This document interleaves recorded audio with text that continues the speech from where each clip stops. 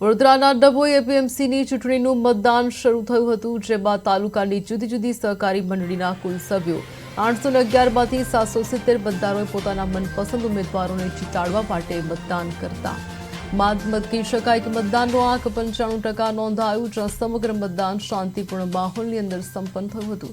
ત્યારે ખેડૂત વિભાગની 10 બેઠકો માટે કુલ 20 ઉમેદવારો મેદાનમાં ઉતર્યા છે અને એક તરફ ભાજપ પ્રેરિત સહકાર પેનલ તો બીજી તરફ ખેડૂત હિત રક્ષક સમિતિની પેનલના ઉમેદવારો આમને સામને જોવા પડ્યા હતા।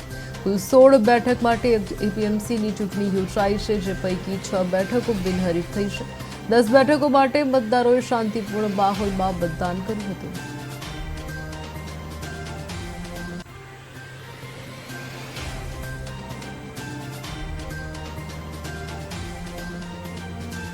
વિભાગની બેઠકો માટે 20 ઉમેદવારોએ ફોર્મ ભરેલા હતા અને 811 કુલ મતદારો હતા। એ પૈકી આપણે 770 મતદારોએ મત આપ્યું છે, એટલે 94% મતદાન આજ